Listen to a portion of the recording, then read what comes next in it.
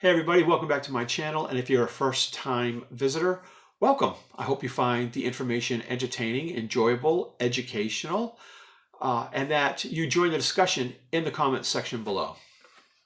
All right, let me ask you a question. Have you ever read Revelation chapter 8, verses 8 through 11, that's the second and third trumpet judgments, and wonder what exactly are those objects that descend from heaven and affect life on the earth so drastically? Well, there's generally two schools of thought, and we're going to get into that. And first, we're going to read the scripture we're talking about. So let's get into it. It's Revelation chapter 8, verses 8 through 11. And I believe this is NASB. The second angel sounded, and something like a great mountain burning with fire was thrown into the sea. And a third of the sea became blood. And a third of the creatures which were in the sea and had life died. And a third of the ships were destroyed. The third angel sounded, and a great star fell from heaven, burning like a torch. And it fell on a third of the rivers and on the springs of waters.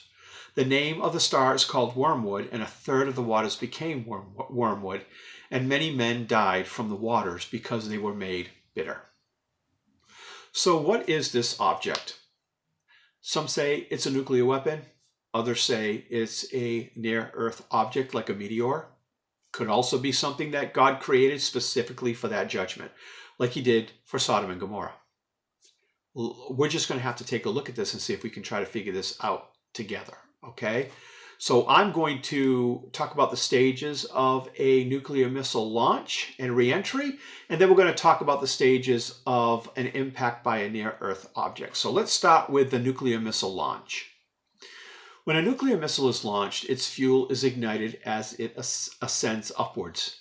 The fuel is depleted in all stages before perigee, before it reaches its maximum height, which means that the missile is still ascending at the time that the engines fall silent and the stages fall away. The payload is then propelled by a much smaller fuel source to guide it to its destination and align it above its target. Okay, so it's not even entering the atmosphere yet. The warhead is then released and is almost in free fall as it descends. So that booster rocket, the small booster rocket that gets it to where it needs to go, it breaks away. It just releases the warhead. So that's not even in play anymore. And the warhead free falls basically as it descends towards its target. Now, I've seen animations online where it shows these little gas rockets on the side. And that's just basically just to keep it from wobbling, to keep it from going off course. Upon re-entry, the heat shield encapsulating the warhead glows brightly. Once re-entry is made, the weapon is either triggered in the upper atmosphere, creating an IMP, or is detonated just above the ground. So let's talk about the stages of an impact by a near-Earth object. As an NEO enters the Earth's atmosphere, the friction begins to burn off the outer layers of the object. You can see this with the naked eye as this process lights up the sky. The object leaves a trail of fire and smoke as it plunges towards its final destination.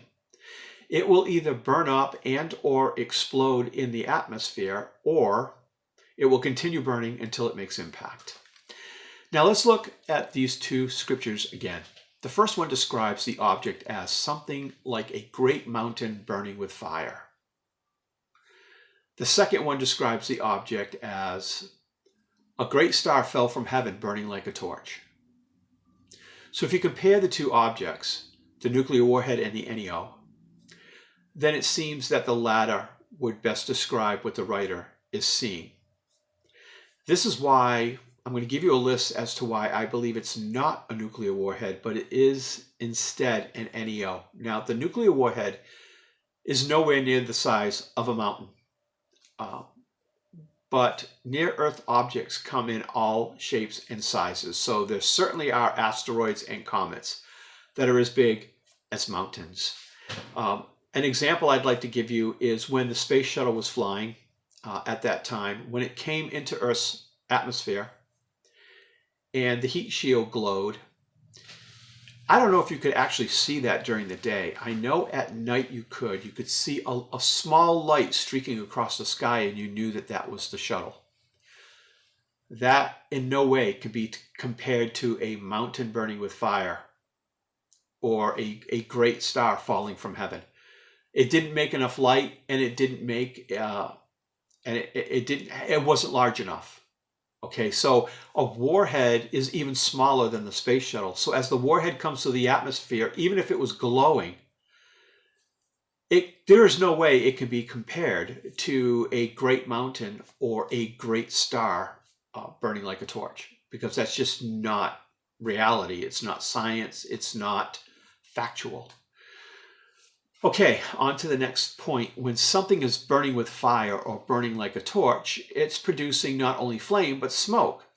So although the heat shield of a warhead would glow as the warhead enters the atmosphere, it would not be producing smoke. I don't believe it would be producing smoke. An NEO entering the atmosphere would. Now, John also knows the difference between something that's smoking and burning like a torch, as opposed to something that's glowing hot like a heat shield. The example can be found in Revelation when he's describing Jesus' appearance. His feet were like burnished bronze when it has been made to glow in a furnace. That's Revelation chapter 1, verse 15a. So the objects that John saw falling from the sky weren't glowing hot, they were on fire.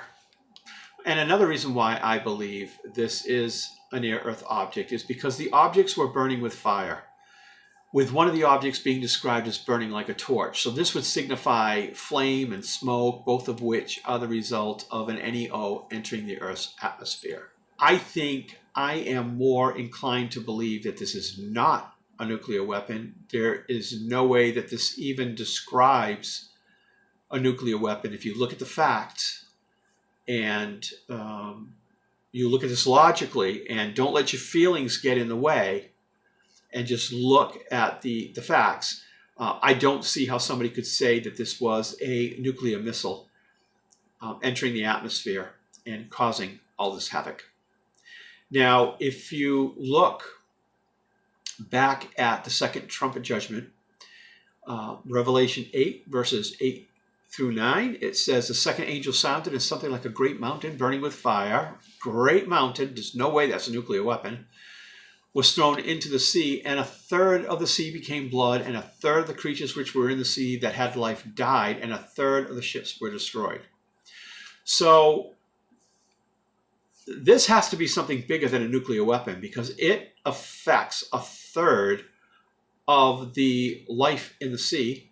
It affects a third of the ships in that sea, which I'm assuming is the ocean, like the Pacific or the Atlantic or something like that. And it also turns a third of the sea into blood. Now, people could turn around and say, well, blood, he can't really mean blood.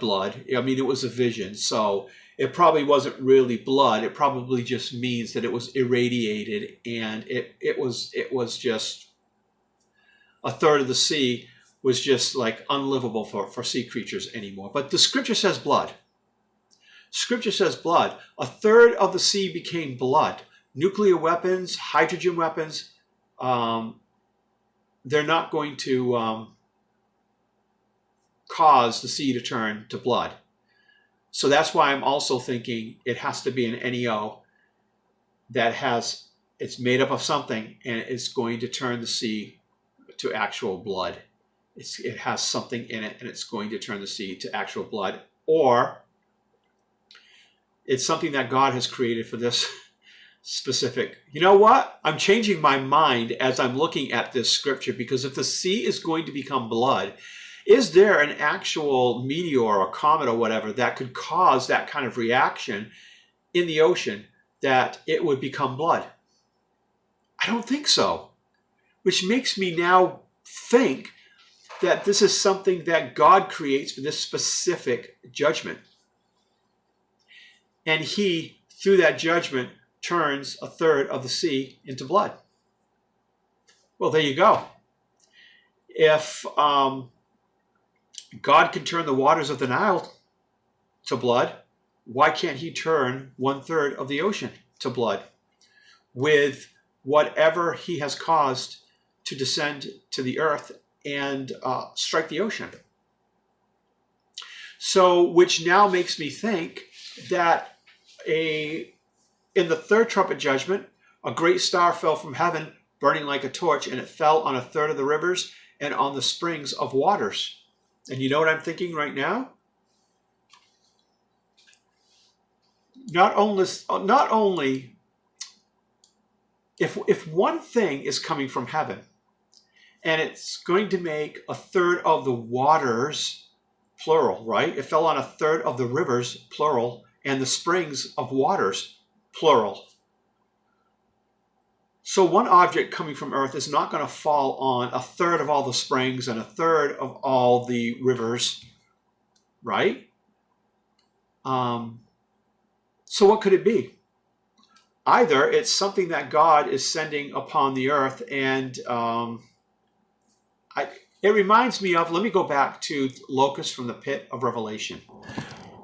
Okay, I had to edit this video because I think I just blew my own mind.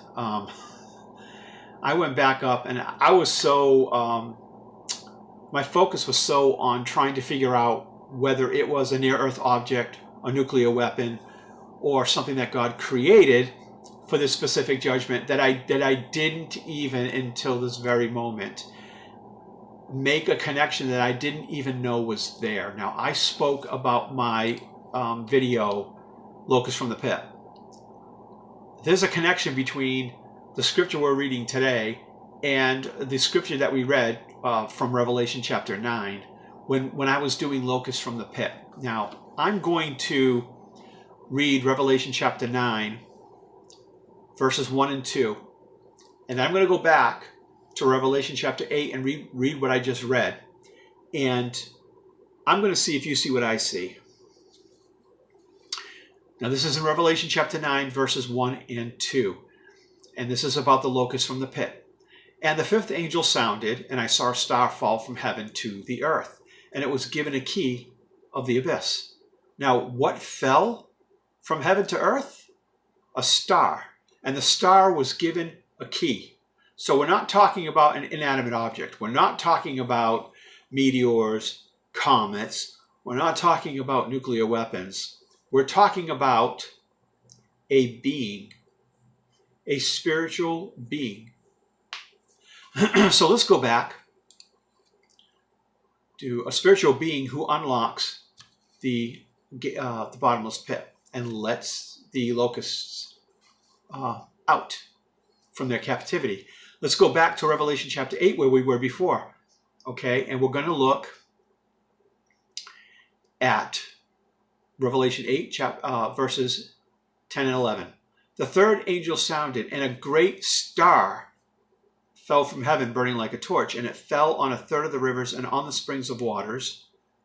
The name of the star is called Wormwood, and 1/3 of the waters became wormwood, and many men died from the waters because they were made bitter. Now, if we're looking, I went and I looked in Strong's Concordance, and the word for star in chapter 9 is the same word that they're using for star in chapter 8. So if in chapter 9 we're looking at an angel coming from heaven and opening up the bottomless pit with the key that it was given, what or who are we looking at in chapter 8 when a great star falls from heaven burning like a torch? You see what I'm getting at? If it was a near-Earth object, how could it affect 1/3 of all the rivers and 1/3 of all the springs of water on the planet at the same time? If it's a comet, it's going to hit in one spot. Even if it splits, God would have to guide those pieces to those areas so that exactly 1/3 of the rivers and exactly 1/3 of the springs of water would be affected. Now, look at it this way. If this great star that fell from heaven, burning like a torch, was an angel or a fallen angel, this angel can then, in the spiritual realm, strike 1/3 of the rivers and springs of water on the planet. It doesn't have to strike one area. It can strike as many areas as it wants planet-wide, as long as it limits itself to 1/3 of the rivers and 1/3 of the springs of water. Have I blown anybody's mind? Because my mind is blown. I never even considered that before. So this great star from heaven, burning like a torch, that affects those rivers and springs of water, I'm now thinking that maybe it is a demon that is set aside for this specific purpose, or it's an angel, you know, a great angel. I'm not sure. I would think that it would be a demon because of it was falling from heaven, burning like a torch. And if you look at it as just a torch with light, I would say an angel. If you're looking at smoke and fire, I would say it was probably a demon. So let me know what you think in the comment section below, because I'm still trying to process what I just,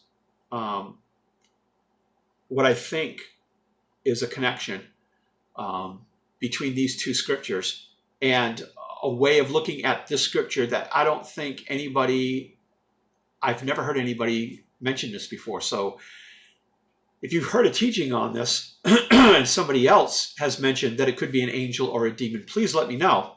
But as far as I know, I haven't seen any other teaching like this out there. And I'm wondering if there's anybody who will have a quickening in their spirit, or have just something click in their head or in their spirit and say, oh my gosh, you're right. So I'm going to end this video because I'm still processing this. And thank you for joining me. Please give this a thumbs up if you liked the video. Leave your comment in the comment section below, because I really would like to hear what you have to say about this subject. And so we've got like 5 choices. It can be a nuclear missile, it can be a near-Earth object, it could be an angel, it could be a demon, or it could be something that something specific God creates just for these 2 specific judgments. So let me know what you think. Please give it a thumbs up if you enjoyed the video. Please consider subscribing to my channel. I'm sorry I rambled on at the end like that, but you know, when you get hit with something and you think you've gotten a revelation about something, and it gets you going. So if you do subscribe, please click the notification bell so that every time I post a video, you'll be notified. Thanks a lot. God bless. Bye.